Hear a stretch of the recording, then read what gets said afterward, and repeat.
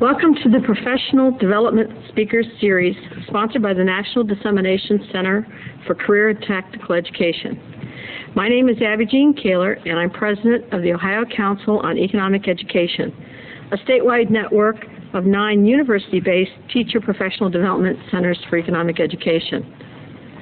Before we introduce today's guest speaker, a word about the process we will follow for the presentation. Our guest will present for 45 to 60 minutes, followed by a 30-minute question and answer period. Questions will be asked by the audience here at the Longaberger House, Alumni House, and by those who are logged on to the NCCTE chat rooms. Today, the National Dissemination Center is honored to have Dr. Jeffrey Finkle, President and CEO of the International Economic Development Council in Washington, D.C.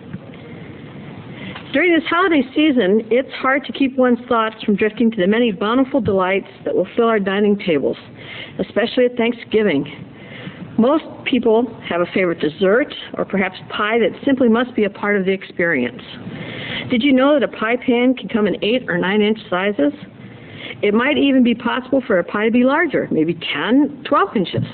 Of course, it would then take more ingredients, but then everyone would get a larger portion and more slices could be served.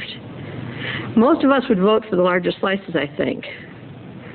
Well, those working in the area of economic development are engaged in creating a larger pie in order to enhance and improve the quality of life for all, providing larger and more slices of pie to go around. That takes effort, resources, knowledge, and people to work towards and build that larger economic pie. Dr. Jeffrey Finkle served as President and CEO of the Council for Urban and Economic Development.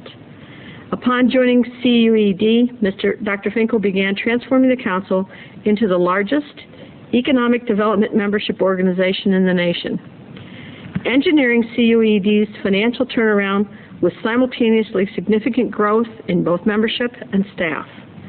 He's considered a national expert in the field of economic development and is often called on by the press, the U.S. government, and many other institutions on matters of economic development, strategy, and programming. A frequent speaker and trainer at conferences and seminars, Dr. Finkle also finds time to directly assist communities with their design and evaluation of revitalization strategies, developmental financing, and economic development programs, helping communities over the last 17 years. In May of 2001, the Council for Urban Economic Development and the American Economic Development Council, the 2 largest national economic development organizations, decided to join forces and merge their assets and capabilities into a stronger organization. In uniting these 2 powerful advocates for economic development, their goal is to create a unified institution, the International Economic Development Council, that is one source for knowledge, information, and professional development, one voice for economic development profession, and one force of economic development professionals. Dr. Finkle's presentation is entitled Economic Development, Workforce Development Connection. It's a pleasure to welcome back a Buckeye to share his thoughts with us. Dr. Finkle.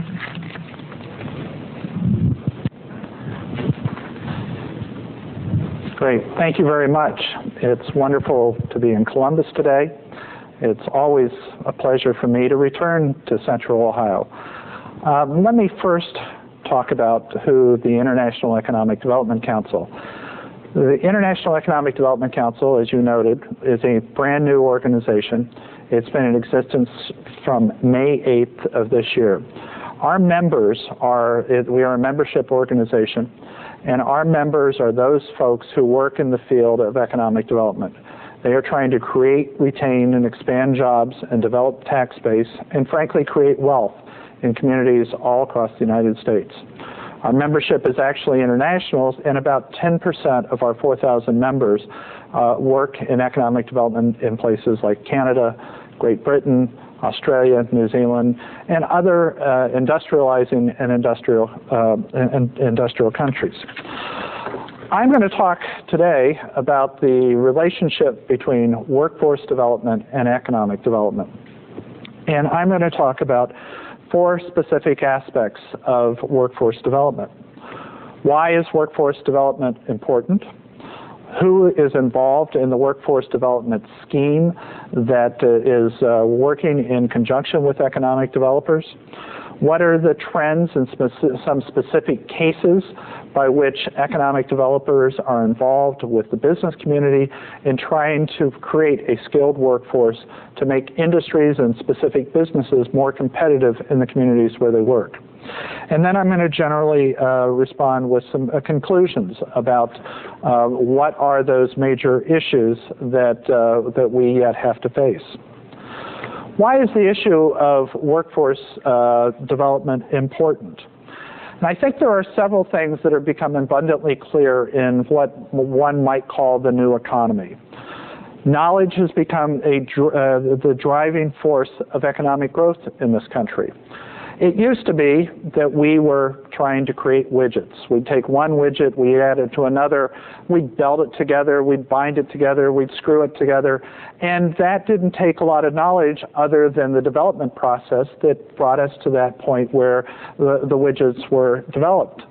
But slowly but surely, in an international economy, what we have discovered is those belting together of widgets is best done by unskilled people, not necessarily on these shores. And so as we have jettisoned much of the more simplistic assembly processes that we did for many years, from the invention of the Model T Ford of Henry Ford to cut and sew operations of the garment industry, more and more of those types of operations are no longer done in the United States or North America, and we are adding more value through a more educated workforce. Second, there has been a lack of skilled labor during this most recent economic upturn. You could look all across the country, and many communities were looking at 2, 2.5%, 3% rates of unemployment. And that essentially meant that anybody who wanted a job, who would show up on a regular basis, would be able to find a job. There were a number of communities that were actually trying to recruit employees from other places. Here in Ohio, in Akron, they were having such a difficulty finding people to work in the metal welding business that they were trying to bring in people who had experience in metal welding from East Germany to assist their businesses who needed skilled labor in that area in the worst way. Third, there have been critical demographic shifts that are going on in this economy and that will continue to go on in this economy. And finally, there have been policy changes in the whole area of workforce development. Let me talk about some of those demographic changes that we are starting to see. Clearly, there has been an aging of our workforce, and the statistics are quite apparent. By 2010, the number of workers 45 to 54 will grow by 30%. By 2020, almost 20% of the U.S. population will be 65 years of age or older.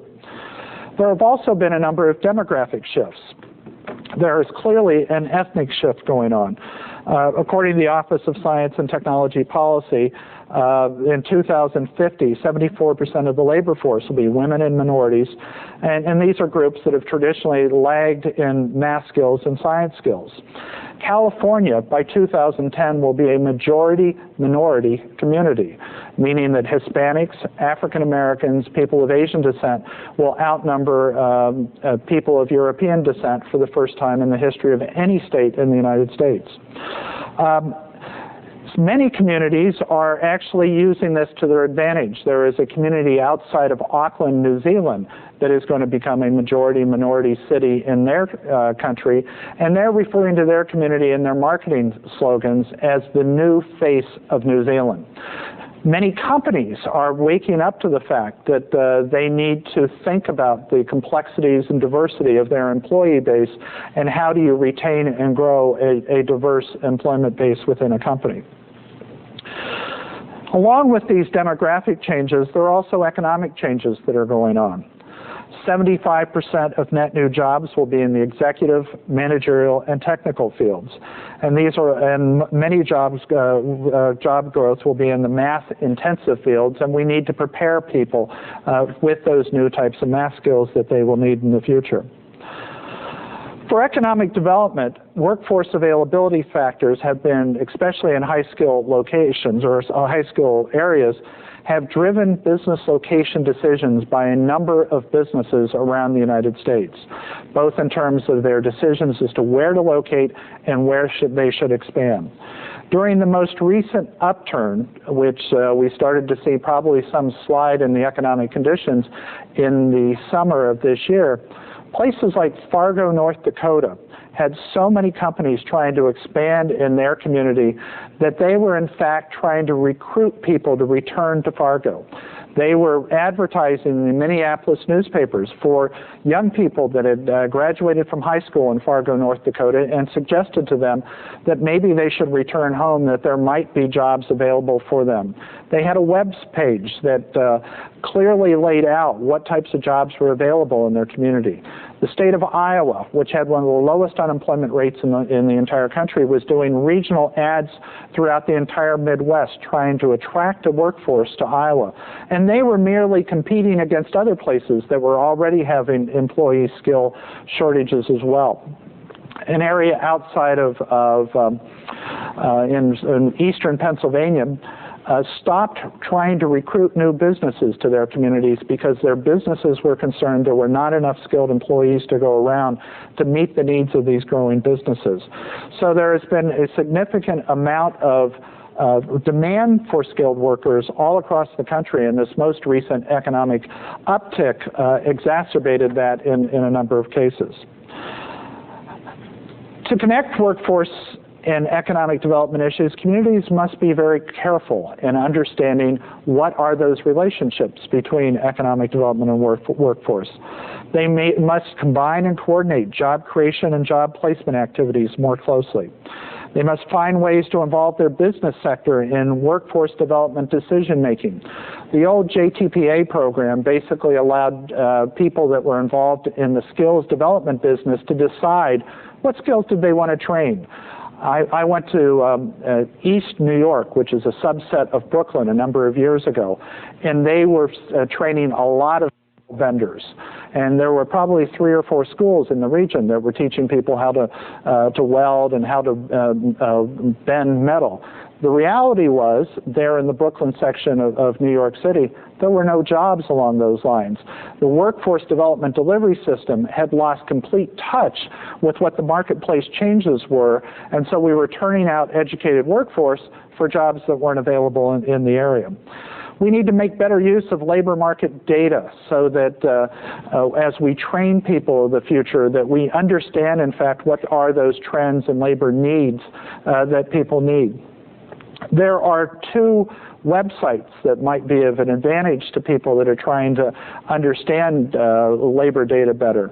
There is a company in California called Eris. They have a website, eris.com. They actually undertook a very large workforce project for the state of Ohio in helping the state of Ohio understand its workforce needs and its economic development needs.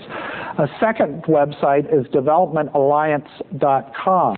And developmentalliance.com is a website that the International Economic Development Council, along with a company called Conway Data, has created to help meet the needs of the site selection industry, those people who are assisting businesses in deciding where their new locations should be.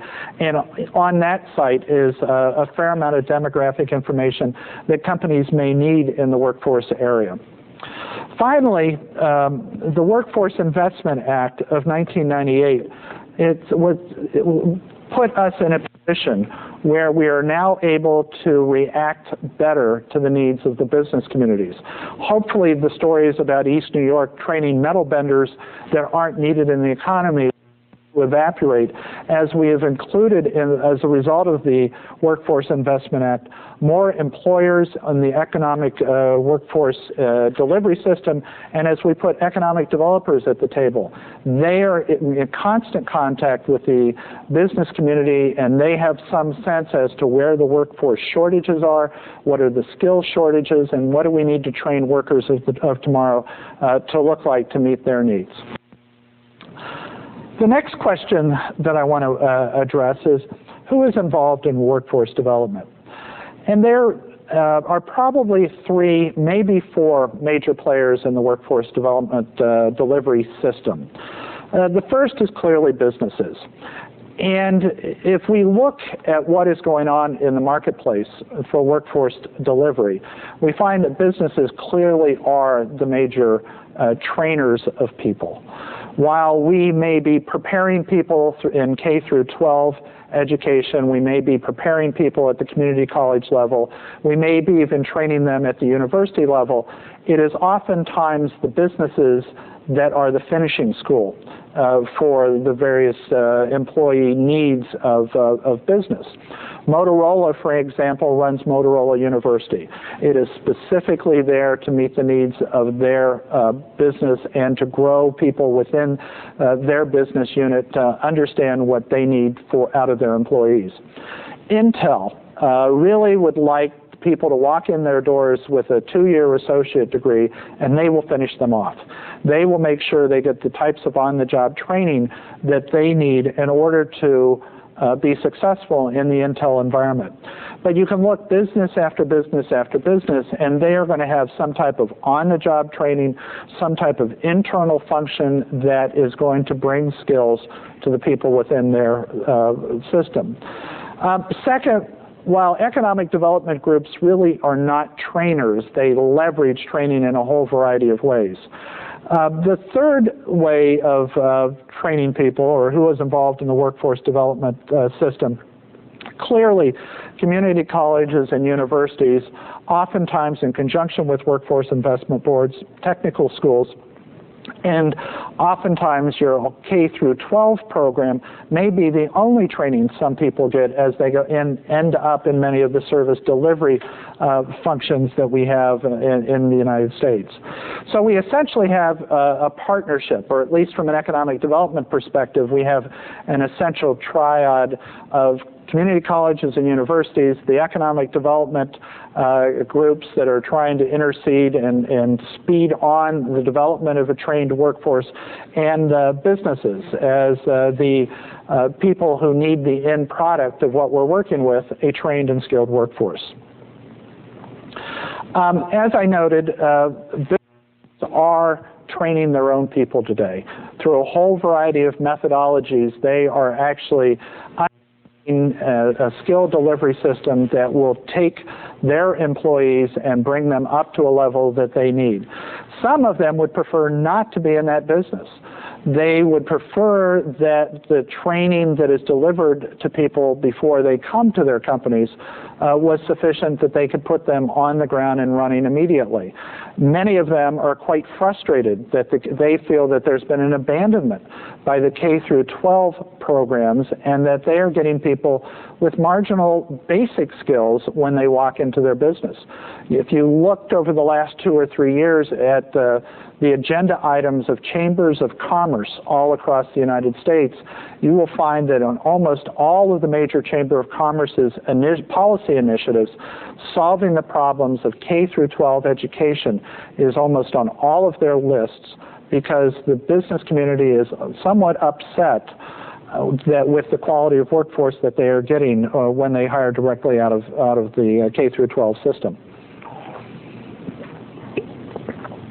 Businesses are going about the delivery of workforce for themselves in a variety of methods.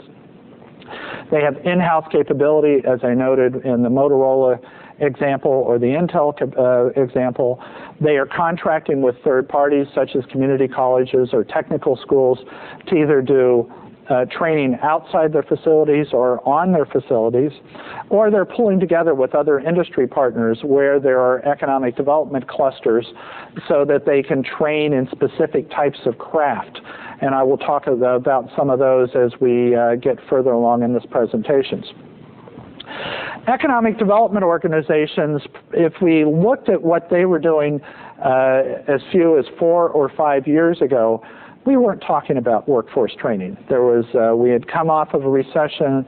There was sufficient workforce, and frankly, in most communities, at best during the times during our last recession, and when there was a high unemployment, we may have talked from time to time about how do we take that existing workforce whose jobs had escaped them, that those jobs had probably left our shores and were not ever going to be available to workers in the United States once again. We talked about how did we retrain those workers for jobs of the future. We also talked about the workforce that was not did not have the skills to walk into the jobs of today. These people that may have had traditional periods of long unemployment, they may have been in the workforce or the welfare system for some period of time, and what was there that we needed to do to put them into the workforce? But that was probably the only two conversations you would have with economic developers, dealing with underemployment and dealing with unemployment in those two particular types of communities. But frankly, as the economy heated up, we found ourselves fighting for a workforce. Our community was not going to add jobs, it was not going to add higher skilled jobs unless we met the specific needs of employers in our community. And that meant different things to different places. If you were Gary, Indiana, and you had basically a very low-skilled workforce, in order to get businesses to even consider your community, you had to get them up to some reasonable standard. If you were in a community that already had a higher level workforce, had a fair amount of college graduates, had a fair amount of junior and community college educated people, what did you need to bring those folks up to, and also to meet the needs of the higher paid jobs that might be available to you, and what did you need to do in order to improve the skill set so that you could bring even better jobs and improve average pay? So we have found in the whole economic development world that we were drug into the issue of workforce. Clearly, our jobs in the past as people that worked in economic developer will help the business expand. We'll finance their startup. We'll finance their expansion. We'll recruit them through a marketing program that we will somehow drag them to our community and then let the free market reign, or make sure that the workforce development system knew they were there and let things taken over. But now we have to have one system that works. It's kind of a holistic system, economic development on one hand, workforce development on the other side, in order to be successful in this environment. Community colleges and universities are have started to play a much bigger role. And I would say that in the past there were probably two types of institutions. There were those institutions that didn't see themselves as an part of the economic development delivery system. Their faculty was going to teach what their faculty was going to teach. Tenure was tenure, and so their faculty could do whatever they wanted to do. And they did not necessarily see that they had a responsibility necessary to the community in which they were instructing students. There was a second type of community college or university that saw them as an integral part of the job training and delivery system, and that their faculty needed to be engaged with business, needed to be engaged in understanding what the changes in the local economy was, needed to understand the changes that were going on within the business unit, and they could no longer train the way they trained 5, 10, or 15 years ago. They could not work on outmoded pieces of equipment if they were dealing with people that needed to understand how certain pieces of equipment operated. They needed to operate on pieces of equipment today. So we have seen that many community colleges and universities are starting to do more applied activity that makes them far more relevant to their community.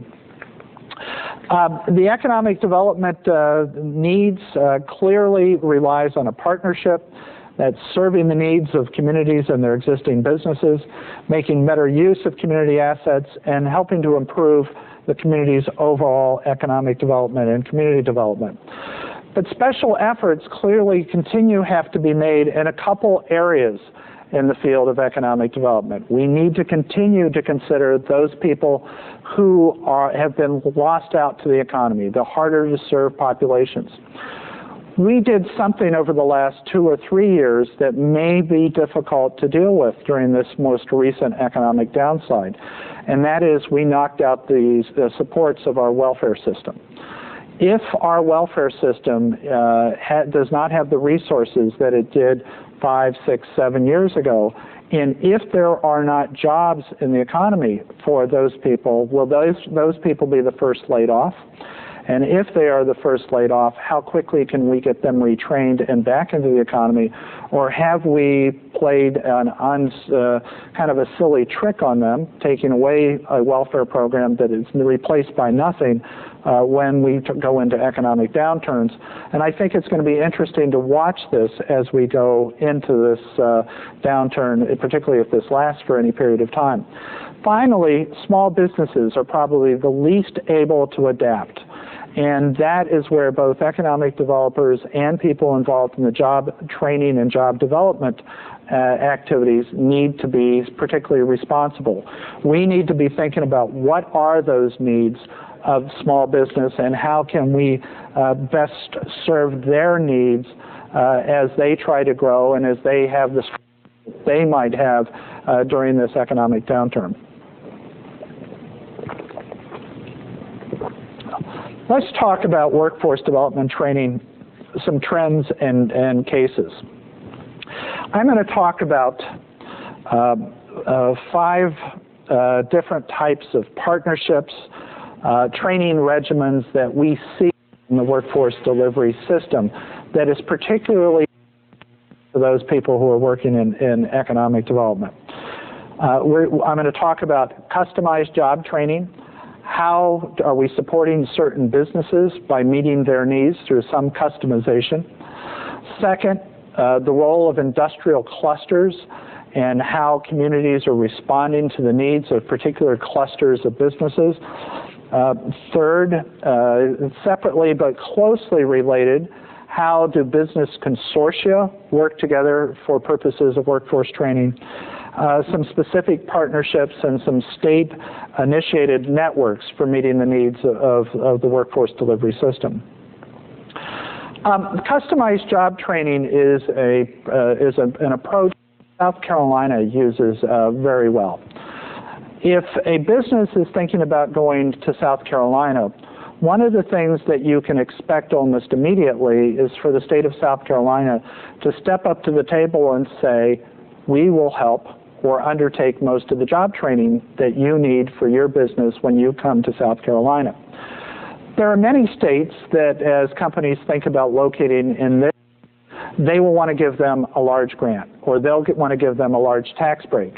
The state of South Carolina has instead said, we want to put our money in our people. Companies come and go, but if we put our dollars into a job training system, that we have improved the individual, the company will benefit. But if the company leaves or if the person moves on, that person takes with them a skill set that has been improved with our dollars and will make South Carolina overall more competitive.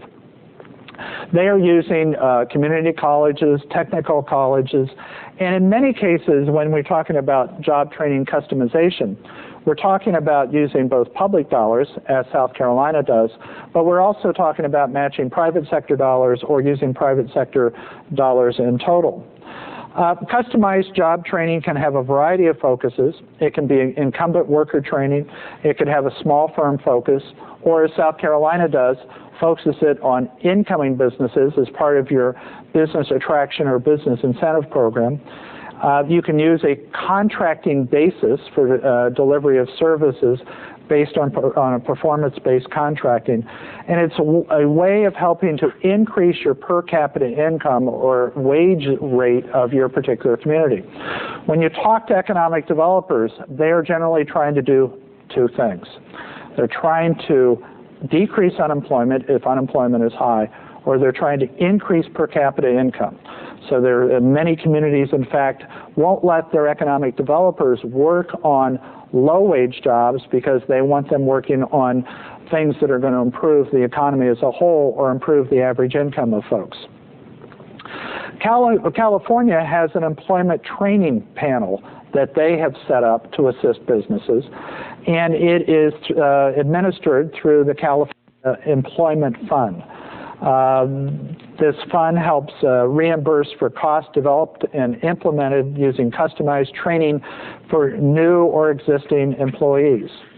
The eligibility of the California Employment Training Panel is limited to companies that contribute to the fund, that they face out-of-state competition and need to train or retain new or existing employees, or need to upgrade workers in areas where there are skill shortages.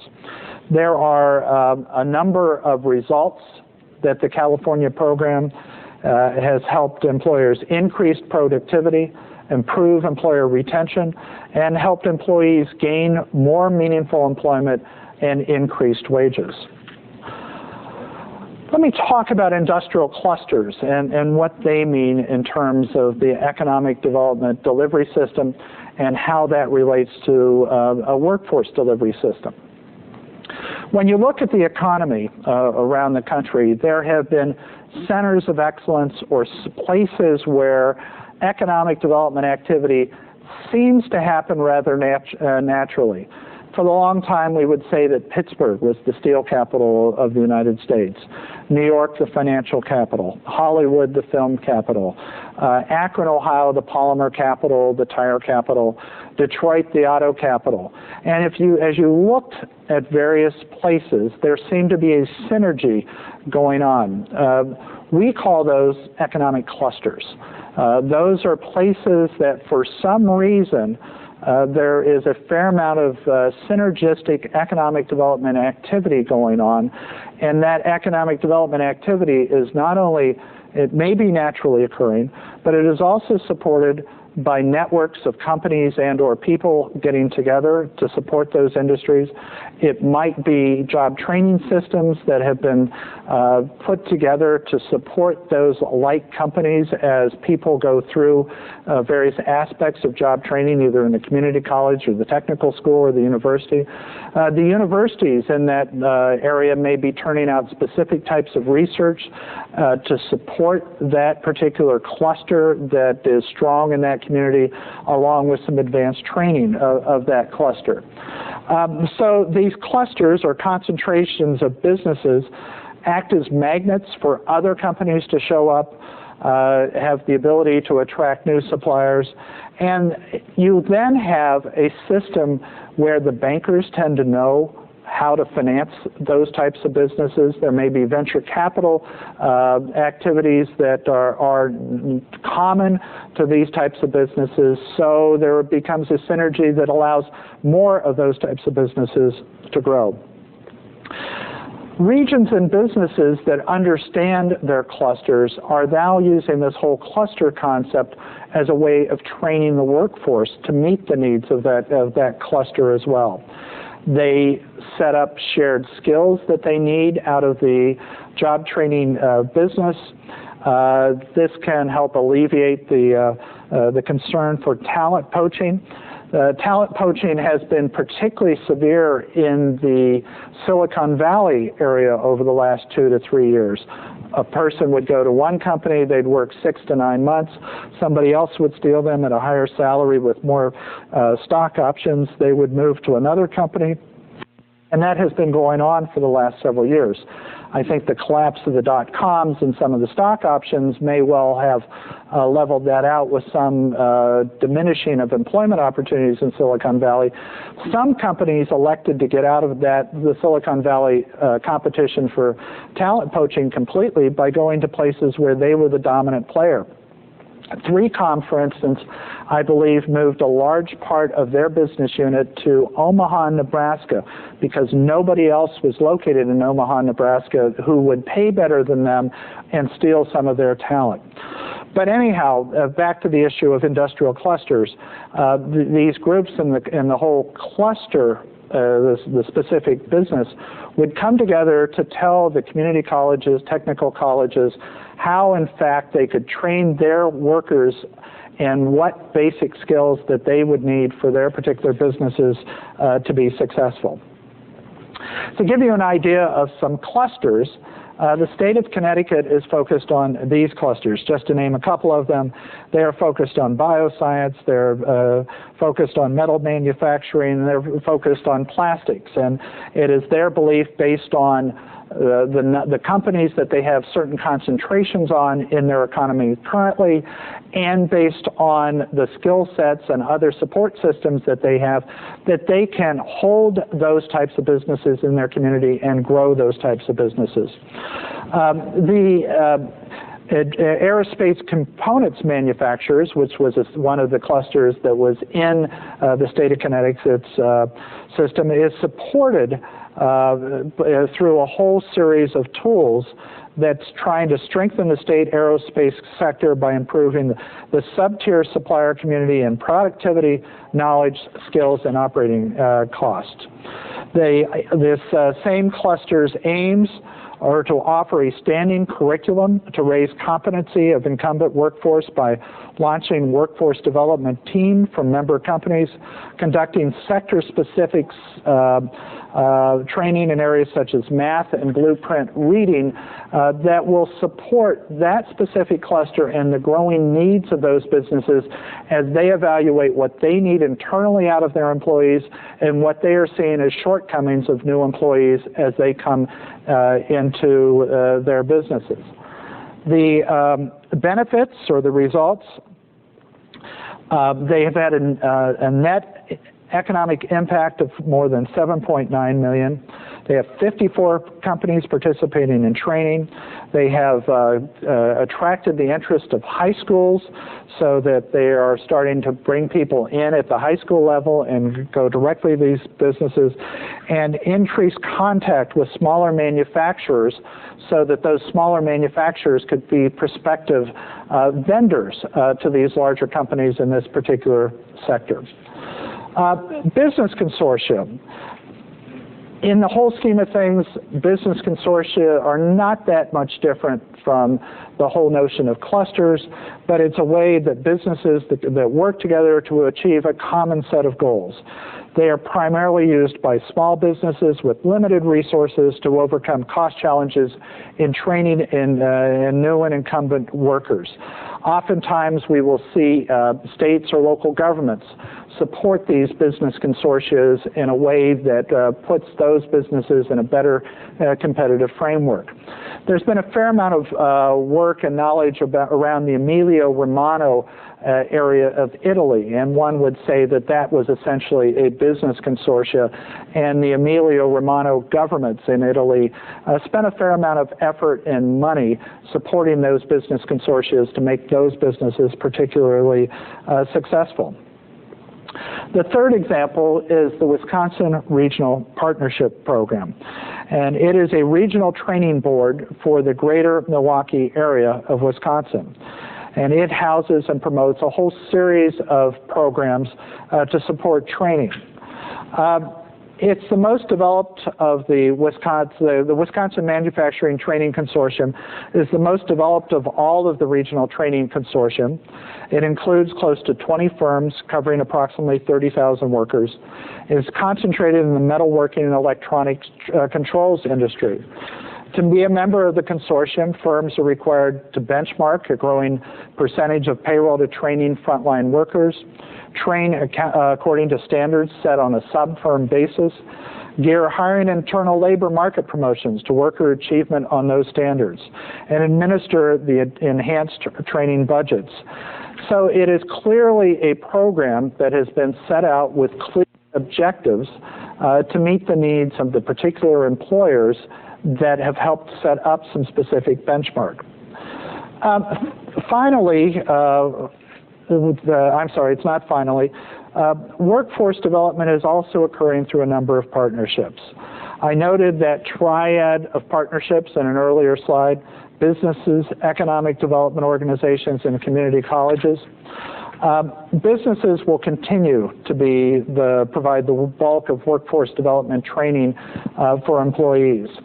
The success of their workforce development will be dependent, however, on cooperation between the economic development community and the balance of the workforce community as well. In Arizona, there is a semiconductor industry education partnership.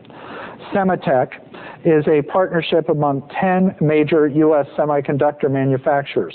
I don't know all 10, but 2 of them that have major presences in the Phoenix area are both Intel and Motorola, which I've mentioned during this presentation.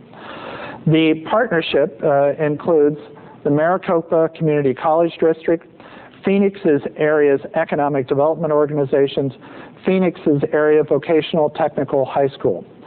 The first phase of the semiconductor industry education partnership was focused by a grant from the National Science Foundation, and then financing has been taken over by the business community. The area's community colleges have experienced, as they see many companies are using this as the first step for employment.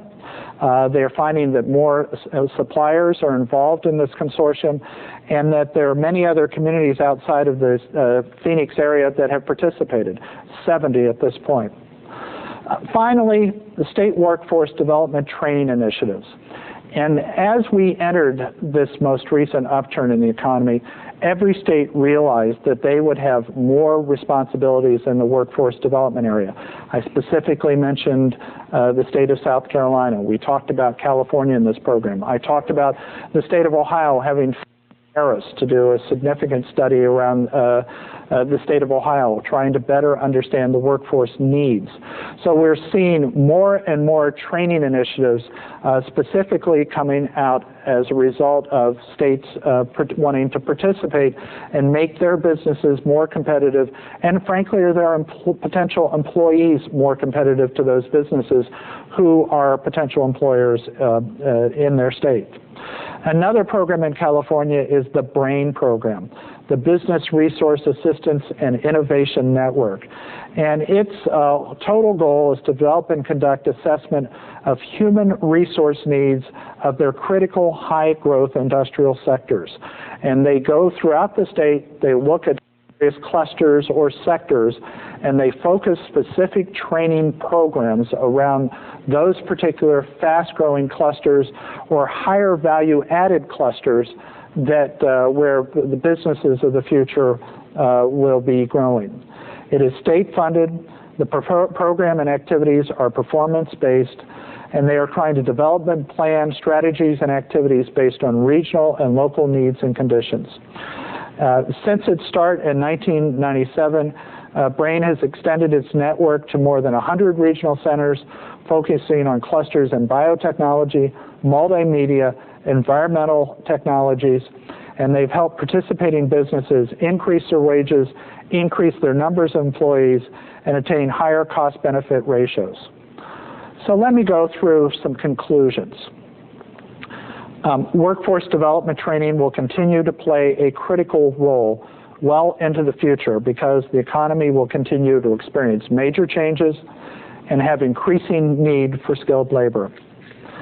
Second, workforce development training is a partnership effort with business, local government, local economic development players, and the educational system. Workforce development training needs to focus on both short and long-term response to local conditions. Be flexible and adaptable to continuous changing economic conditions, and make efforts to use all available resources of the community. A successful workforce development needs to be led by private industry in close cooperative partnerships between the economic development organizations and the community colleges and universities, and serve both employers and job seekers. And finally, workforce development training efforts need better community coordination of job creation and placement services to make use of flexible and reliable data and other economic development information gathering tools. That ends my presentation, and I believe there are some questions that have probably come in during this presentation that I would be happy to try to respond to. Thank you, Dr. Finkle, for your presentation. Those here in the audience, we'd like for you to be sure to use the mic for your questions, and the questions that are sent in from the web viewers. Our scholars have been busy having discussion back here, but one of their primary concerns is in your diagram on the triad where you had the three. What role do you see secondary career and technical education playing? You mentioned it, but they don't see it in your diagram, and they'd like for you to address that. Well, maybe the diagram was a little too simplistic, and I wouldn't get caught up in worrying about the diagram all that much. It clearly is a diagram that says that universities and community colleges need to play a role. For industrial jobs specifically, the employers are playing the largest role at training their people in a post-K through 12 education, if that's what they require, a post-community college or associate degree, if that's what they require, or in many cases even a post-bachelor's degree. But clearly there are many companies that cannot have their own training delivery system, and they will require that the community college train somebody, and that when they walk in, they need to be able to hit the ground running, as well as people coming out of a university program as well. It merely is talking about the partnership, not necessarily the delivery system. Well, and to follow up with that businesses come in and take those students that are in those programs, get them on the job, so then the students don't finish their associate's degree or their bachelor's degree. And so maybe the answer is building those partnerships, but they're saying that's what they see happening in their areas. Well, the economy has been so hot. If you were an employer and you needed workers today, would you not find people wherever you could to maximize their profits? I mean, clearly that was what the need of a company was at that particular time. I don't see the requirement of the company, however. While some companies will have aggressive training budgets that will allow somebody to go back and finish their bachelor's degree or the associate degree, I think it is the responsibility of all of us to also remind each and every student that we see, each or every workforce delivery system, to remind the individual that they are the determiner of their own future anymore. They need to decide what skills that they need to get in order to be constantly employed. And if they leave school before they finish their associate degree or their bachelor degree, it is incumbent upon them to think about, when they are done with this job, and most employers are going to have multiple employers anymore, should they not take a stop at some point, or should they not go back to school in the evenings or weekends to finish that degree? And frankly, unfortunately for many people, that's going to be easy to do right now, as many companies are laying off employees. This morning I met with the Economic Development Director for the state of Ohio, and he pointed out that right now what they're doing is counting job losses every day. They are looking at layoff announcements every day. So it is a time for a number of people who may have left their associate degree programs or their bachelor degree programs a little early to go back and finish them up, retool, and prepare for the next boom. So are you saying that focus should be on skill development versus degree completion? I think companies want skill development. Individuals need to have a combination of skill development and degree completion. The degree many employers will look at as whether they are capable of taking on their next job, but they're also going to look at whether they have the skills necessary to deliver within their work environment. You know, I'm somebody who believes in degree completion, but companies are going to want skills, and that's what they're looking forward to. I'd like a question in a broader sense. Many people and many articles talk about knowledge-based society, knowledge-driven economy. Well, in that case, what is the meaning of knowledge? What is the entity of knowledge? And what is it behind the knowledge-based economy? Well, that's an interesting question, and I don't think it's necessarily an easy question to answer. What is a knowledge-based economy? Clearly, there are businesses, you know, the example that I gave, which was a very simplistic example, early on in my presentation was merely taking two widgets and putting them together in some easy fashion. It's not really knowledge-based. If you have two robots put it together, supporting those robots doing together would certainly be adding a lot of knowledge to it. Eliminating the need to put those two widgets together would be a knowledge-based economy. I think there is where you apply people with some skill to tackling jobs where they either need to know how to use computers, whether they need to use more advanced telecommunications, where they need to use their brain set that is beyond just a simplistic task may be where we have gone from kind of an assembly operation to more of a knowledge-based operation. But if you took every business sector or every industrial output, each of them is going to have a different definition of what is knowledge addition and what is not knowledge addition. I would be hard-pressed, for instance, to look at a number of call centers across the country and try to define which part is knowledge addition and which part is just rote response on a telephone. But at some point, there is a rote nature to it, but at other point, there's a knowledge addition depending upon how much flexibility a particular company gave those people at a call center. Jeffrey, you pointed out that knowledge and a skilled labor force are indeed important for all of us, but one of the problems we face in many of our urban centers is a dropout rate from 9th grade to 12th grade of 50% or even higher. What do you see as the role of economic development councils and the businesses and industries they represent in helping us as a nation turn around that enormous problem? Yeah, it is an enormous problem. And there will be some businesses that will stand up and try to help.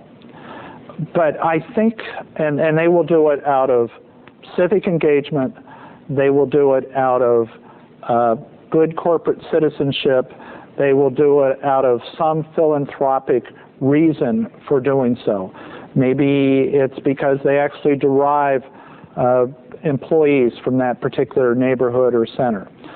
But I think we need to basically discount the business community from having that as a responsibility.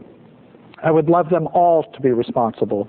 But there's a famous quote, and I'm not sure who was first responsible for it. The business of business is business.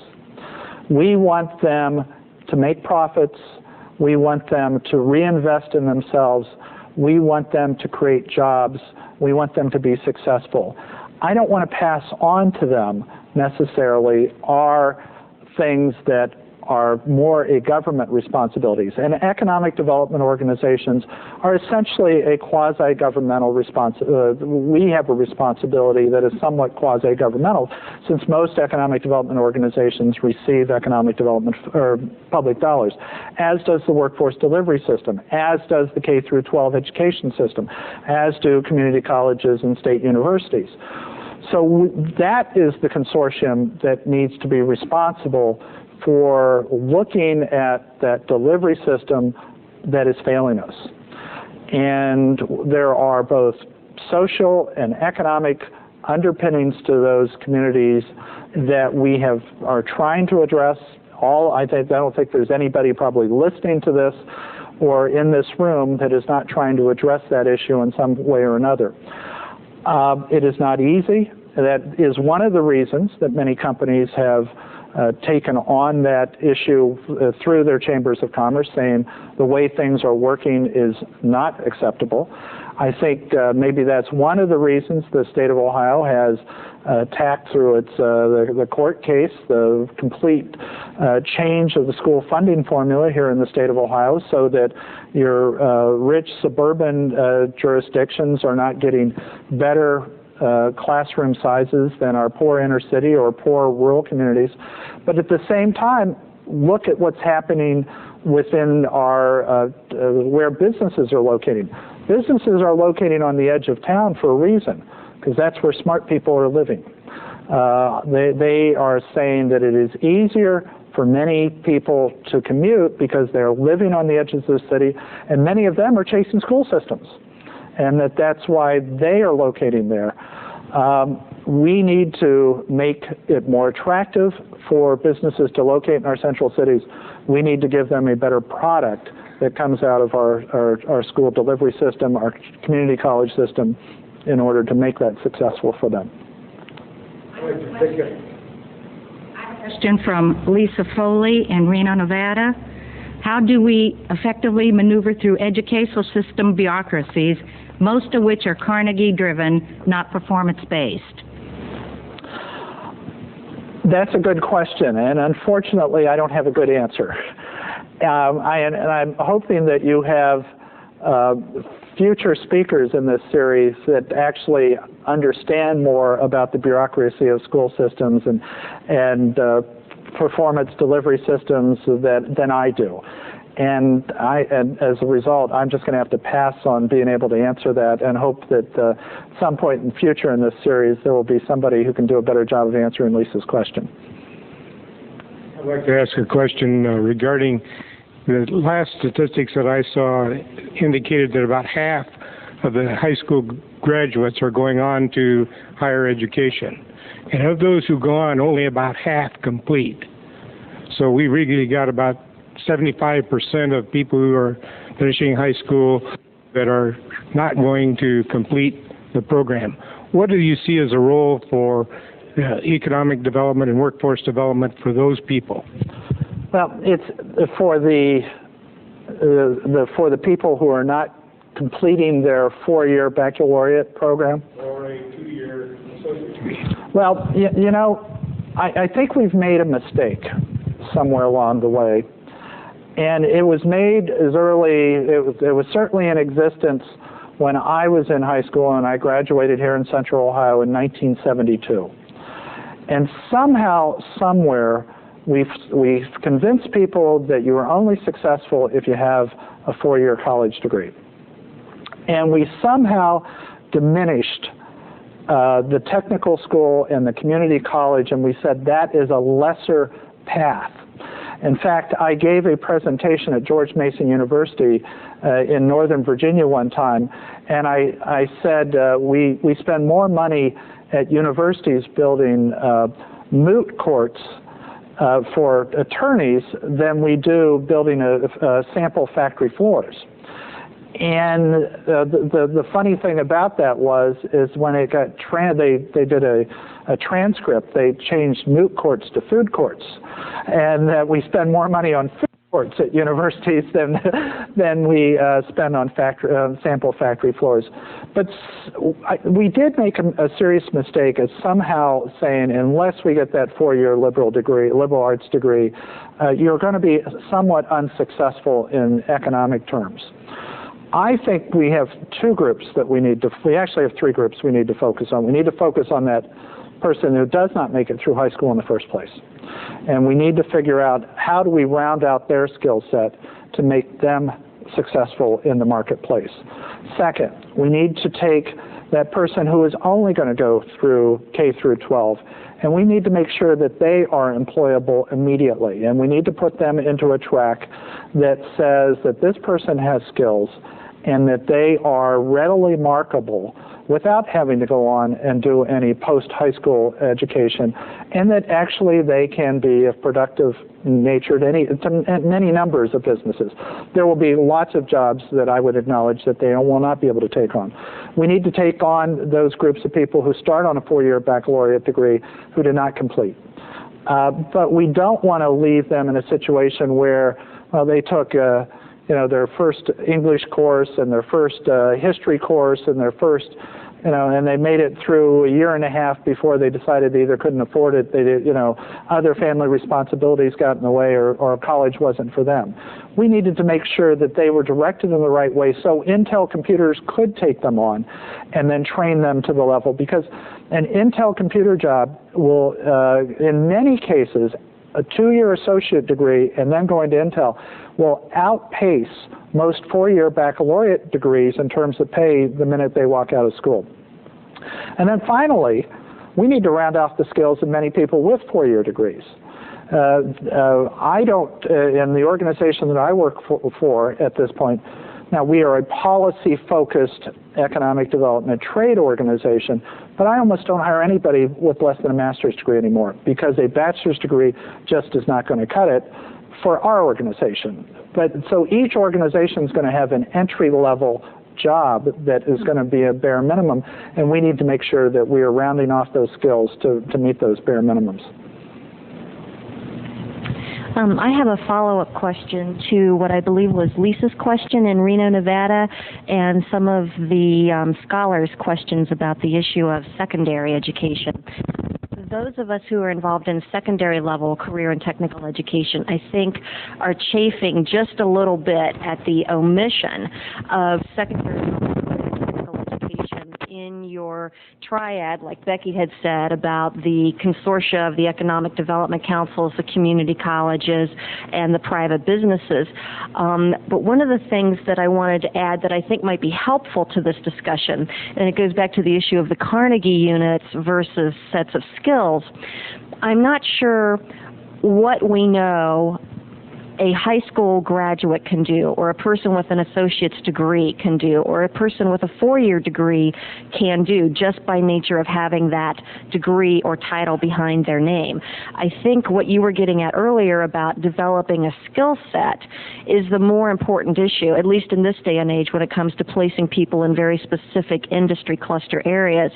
And at the secondary level, one of the ways that we've addressed that issue is not to just have this sort of generic K through 12 curriculum that hopefully maybe prepares people for some later employment or further education, which I think is a really misguided way of thinking about K through 12 education, but rather making sure that career-focused education has with it some kind of certification or credentialing system, so that you don't just say, well, this person finished high school or this person finished an associate's degree program, but within Novell or Intel or Cisco or within any of these Microsoft, these are the specific types of certifications that this person comes with, and it really doesn't matter if they're 14 or 40.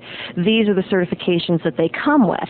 So I think that the argument kind of needs to shift a little bit from where does that education take place to what kind of education needs to happen and what kind of skill sets do these people need to leave with. Quite frankly, we've seen a lot of really outstanding secondary programs that are light years ahead of their community college and four-year college partners, to be quite honest with you. You talk to the community college folks and they say, well, they've got technology and resources there that we could never hope to have, and if they come here, it's going to be a dumbing down version of what they've already had at their high school.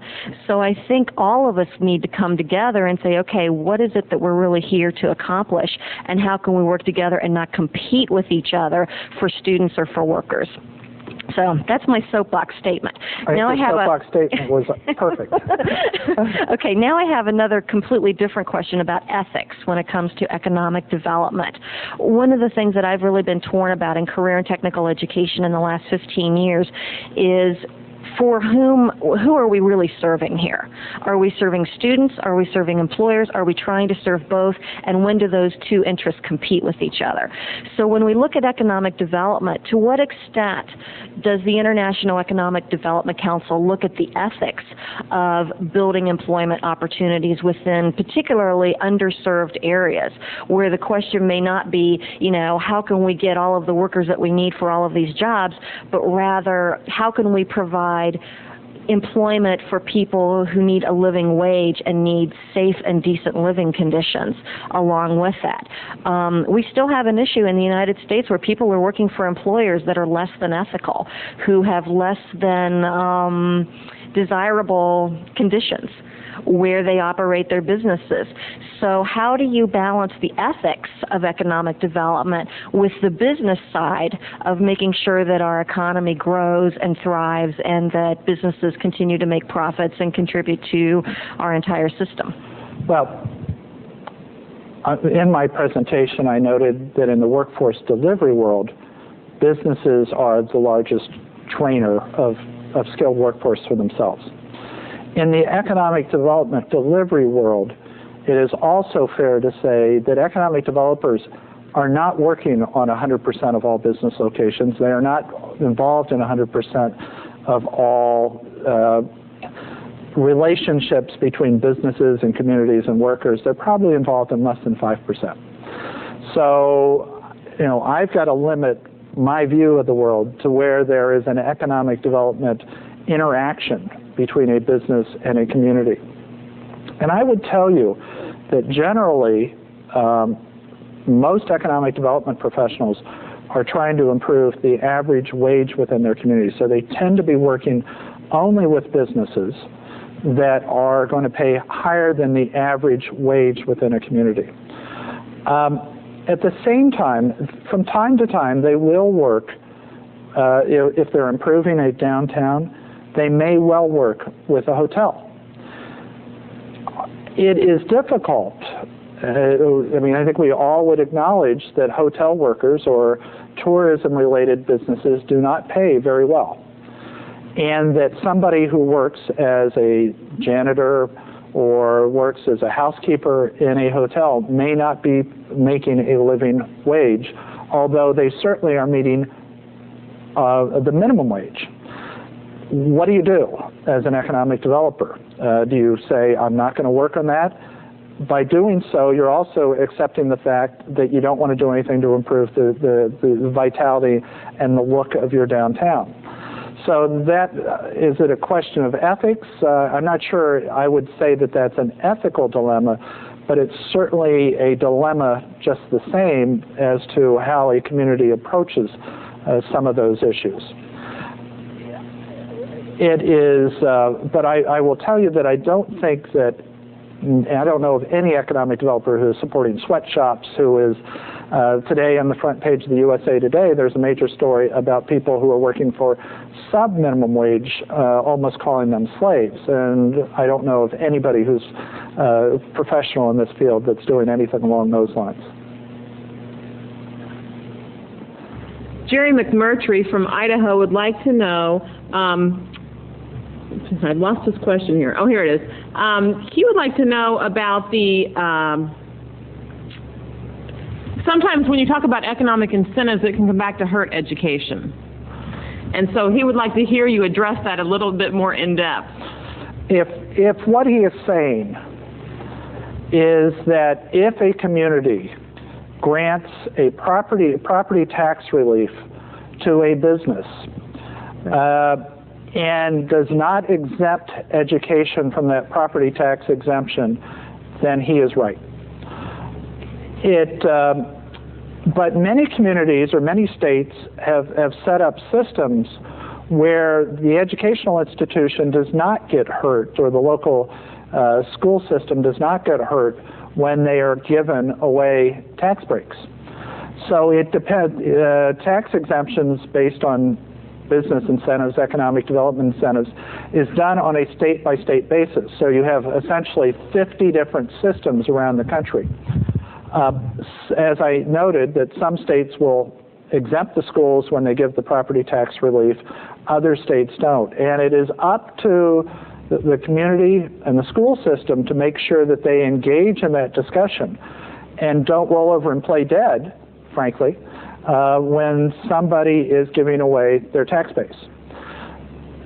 One of the most egregious examples of this was in a case of Intel computers. It was well documented in the Wall Street Journal, where Intel Computers was located in the city of Rio Rancho, New Mexico.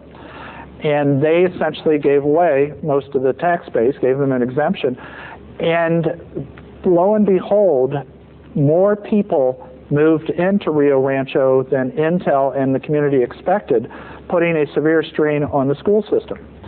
That severe strain essentially nearly bankrupted the local school. Many of the students were operating out of trailers, and Intel, so embarrassed by the large incentive they were given and embarrassed by the front page Wall Street Journal attention that they were giving, pays currently a payment in lieu of taxes each month, each year, I don't know how it's paid, in order to subsidize the schools for the taxes they would have paid had they not been exempted in the process of that business incentive. I would also add that as somebody who speaks out against business incentives quite frequently, that I don't think you oftentimes have the economic developer actually standing up and saying, oh, I think we ought to give away the House in order to bring in a particular business. It is oftentimes the politicians that just want to cut a ribbon that are pushing for the incentives, and many times the economic developer is ducking because they realize they're giving away far too much, and there needs to be some services delivered as a result of the investment that that company is making. I would argue, however, let's say, for example, that you had a power plant that creates a great deal of property tax but does not generate many new jobs. It does not hurt the school system much if they give them a significant discount. If you only had 20 employees as a result, and the capital investment was going to be so aggressive, a significant cut in that property tax would not hurt the school system. And there needs to be a balance when people are looking at these types of incentives. To follow up on that, I would the example you gave of South Carolina, in which they are investing in their people rather than just, as you said, if the business comes and goes. To what extent are other states looking at that as a possible model? Because if one state does it, they may suffer in the game. But if more states begin to take that attitude, it might really turn around some of the economic development policies around the country. Yeah, I think many states are looking at job training incentives as a part of the overall incentive package. But frankly, job training is a rather inexpensive incentive. When the incentive that was provided to Mercedes-Benz to locate in Alabama was in excess of $150,000 per job. Job training doesn't come even close to costing that much. You can do reasonable job training for $6,000 to $8,000 per job. And so I'm not sure we're going to get to that type of even playing field when you have numbers of the proportion that it costs to bring in Mercedes-Benz into the state of Alabama. I think many people would agree with you that job training is a great incentive, but many companies want a lot more in terms of their decision to locate someplace. And before this most recent economic expansion, the competition among states and regions was very aggressive. And frankly, I'm worried that as we go into a downturn, that we're going to return to this kind of reckless bidding as companies are locating and bidding off one place against another for locational decisions. To follow up with that then, Cynthia Pollock from Pennsylvania says that Pittsburgh was once a steel cluster and suffered when that industry declined. So would you consider industrial clustering, that approach, risky? To throw all of your eggs in one basket is particularly risky. And I think you need to balance a focus on clusters, or particularly one cluster, versus the examples I gave in Connecticut, where they had multiple clusters. I sat in a presentation about 4 years ago, in Arizona, and they looked at communities, and they looked at clusters in Elkhart, Indiana, and they said Elkhart, Indiana is the most clustered-focused community in the United States. They operated on 2 clusters, van conversion and recreational vehicles, recreational trailers and vehicles. I guarantee you that during a downturn in the economy, they will experience unemployment that is fairly dramatic, because those are discretionary dollar decisions that will not be made during a time when people are feeling that their wallets are a little tight. So their economic cycle is very high, big gains, big downs. So I would agree with the person's evaluation of Pittsburgh. If you look at Pittsburgh today, they're looking at an educational cluster, they're looking at biotech clusters, they're looking at a lot of new sciences clusters that hopefully will change Pittsburgh for the better for the future. As anybody here in Ohio knows, there's not a single automobile tire made in Akron any longer.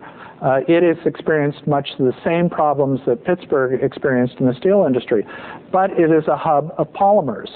They may build some test tires and things like that in Akron, but they have moved their entire economy in an entirely different way. But if you put all of your eggs into one vulnerable basket, you probably have made a mistake. So diversity is as important and diversity among clusters is very important. We have another question from Reno, Nevada. Is workforce development a component of economic development, or can one or the other stand alone? Good question. I think 5 years ago I would have said they both could stand alone. I'm not sure. Well, I think there are businesses that the workforce development system will interact with that the economic development delivery system will never interact with. And I think that is also true as well, that the economic development delivery system may well interact with some businesses that the workforce delivery system does not interact with. But I think there are many businesses where they will both have to work with on an ongoing basis in order for those businesses to be successful and compete effectively and grow within particular communities. So I think you can have kind of two cycles going on, workforce and economic development, but in the future there are going to be selected businesses, and a great number of them, that they're going to have to work together in order to be successful. Another question from Cynthia. How might workforce development and economic development be impacted by restrictions on immigration? I think there are. I frankly haven't thought about it from a workforce development perspective, but I have thought about this issue from an economic development perspective. And the question for us, if we start to restrict immigration significantly from an economic development perspective, is immigrants tend to be younger on average. Oftentimes we're bringing in two types of immigrant groups. We're bringing in ones that are highly trained, oftentimes with a fair amount of capital. We have programs that will actually allow people with capital to come in and purchase businesses, and you can essentially buy yourself residency in the United States. The high-tech businesses are trying to bring in specific people with specific skills from around the world. And then we tend to have a number of people that are low-tech in terms of their skills, and they are willing to take many of the entry-level jobs in the economy. They also tend to be much younger in the economy. Thus, they will be paying the Social Security taxes tomorrow to support those of us who will be needing Social Security in 10, 15, 20 years. So if we start to restrict our inflow of immigrants into our economy, we well may be jeopardizing new workers, enhanced knowledge, and the ability of a number of companies to grow. From a workforce development delivery system, I'm not sure I know the answer in terms of what that means for workforce development, but I've clearly given it some thought from the economic development side. Do any other states use the pay-to-play model of customized job training like California? They're looking for other examples. If the person would like to write me at jfinkle@iedconline.org, I will try to respond to them and come up with some additional examples for them. And do you have other places that you got your stats from that you shared in your earlier slides, or were they from the two websites that you alluded to? The whole virtually none of the presentation was based on the two websites.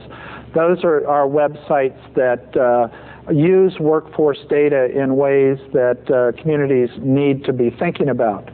The ARIS site really does dissect, in the case of Ohio. They've also done significant work in the state of Florida and a number of other regions, the Chicago region, and it knows where there are skill shortages specifically in specific professions. The Development Alliance site really helps people understand where the intersection of employment data and economic development needs of businesses as they are thinking about their expansion or relocation of a business, how that data actually gets used in real practice. The rest of the case studies and stuff came out of the library of our organization and other workforce delivery work that we have done. Do you have a compiled list of those sources? No, we don't.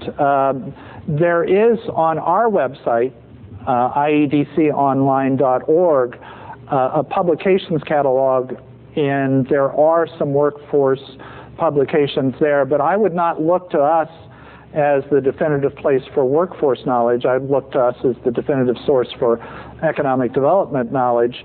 I would look at the National Association of Workforce Boards or the National Alliance of Business as places that would have better workforce information than us.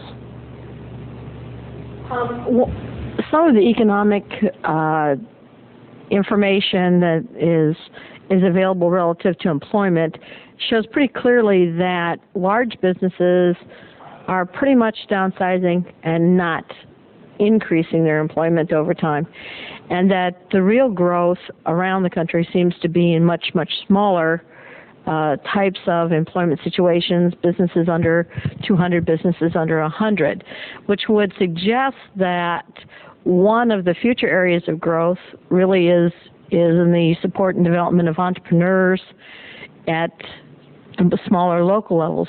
To what extent do you see economic development councils working in that area trying to help bolster that expansion? I would have to differ with the premise, and but I will answer the where you were hoping to go with the question, or where I think you were hoping to go with it. You are right that businesses large businesses are not growing, but what they are doing is frankly subcontracting their growth, meaning that they are becoming vendors of knowledge. And when they max out on a particular bottom line on a particular operation, or they find that they can find a vendor that can do it cheaper, they're actually vending out that responsibility to some type of subcontractor. So if you're looking at growth in under 100 or 100 to 200 employee businesses, in many cases what they are doing is providing services to Fortune 500 corporations. So that is the growth that we are seeing in that particular sector of the economy, and why we can say with some certainty that the Fortune 500s aren't necessarily adding a lot of jobs. They are still adding jobs, they're just not adding jobs to their own payroll. They're adding jobs to their subcontractors. They're looking for the best value for the buck so that they can drive more net profits to their bottom line. Everybody tries to drive net profits to their bottom line. What we are seeing, if I had to devise a prototypical economic development program for a community, I would spend 70% of my resources on business retention, working with your existing business base and helping them grow in place.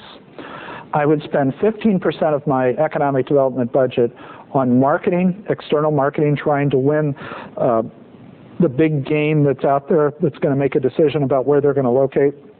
And I'd spend the last 15% of my efforts growing entrepreneurs, because you do not know who's going to take from their garage and grow into a Hewlett-Packard. But just at the same time that you might grow a Hewlett-Packard, you may have a business incubator that has 20 businesses that will only be part-time businesses for that entrepreneur for the rest of their lives. So that too is a highly risky strategy, but you do need to invest some money into that risk at the same time you would invest money into the marketing risk as well. But if you really want to focus dead center on who's going to grow in your region, you're going to work with your existing business base and hopefully help them expand. We have a question from Peggy Guide from Oklahoma, and she would like your thoughts on whether companies are more interested in degrees, or are they more interested in the credentialing, certificates, those kinds of things that Sheila had talked about earlier. I don't know definitively what the answer to that is, and that would presume that I have interviewed in some fashion enough businesses to truly understand that answer. What I think is clear is they are looking for skills. Now, if they're looking for skills with or without degree, I can't comment definitively. I have sat through enough presentations that indicate that there is a growing desire by companies for credentialing, and that if you talk to the people at the National Alliance of Business, you talk to the people at the National Association of Workforce Investment Boards, they are all talking a credentialing language as well. But does that does that turn the question further to say that businesses are in fact willing to give up degrees in the process of degree over credentialing or degrees over specialized skills? I don't know. What I was answering earlier in the presentation was in fact that companies were needing employees so aggressively during this most recent uptake in the economy that I'm sure they were taking anybody who walked, anybody who could do the job, and anybody who could do it immediately. Because if they missed the upturn, they were going to miss out on a fair amount of profits. We have the opportunity for just one more question from our web viewers. Floyd? Oh. Generally speaking, during economic downturn, most businesses are used to cut budget or lay off, especially training program, training people. In Korea, while economic recession, there's many businesses lay off many people, so government invest money to train those unemployed people, but there are no place for the training people to go, especially long-term economic downturn. So some people say government should be working to create jobs rather than invest money for training for unemployed people. What is your wise decision making about it? Well, I think there has to be a balance. Clearly, the Congress is talking about an economic stimulus package currently in order to try to create some traction for the economy currently. So we will see efforts by the government to try to create jobs, to try to, they've brought interest rates down. They're going to think about an economic. But at the same time, what happens in every restructuring of our economy, there are going to be certain jobs that are lost in the economy probably for forever. Forever subject to some significant technology changes. And it is those people who may have lost those jobs that may be no longer exist, may no longer be functional, or may no longer be cost-effective to do on these shores, a possibility. And it is those people that we also need to make sure that we get retrained for jobs of the future. And I think that that's what, in fact, we are doing during economic slowdowns, is helping people think about how they're going to be competitive in the economy of the future, not necessarily training them for jobs that are no longer there. At this point, I'd like to thank Dr. Finkle for his presentation and giving us much to think about, and the interaction with those of us here and those of you on the other end of the web. Thank the audience here for coming this afternoon, and those of you who have joined us via the network. Please do join us on December 3rd for our next scheduled Professional Development Speaker Series presentation. The speaker will be Ron Jacobs, and his topic will be the emerging field of workforce development, sizzle or fizzle. The presentation will begin promptly at 3 p.m. and again will be webcast. All presentations are archived at the www.nccte.org website. Thank you.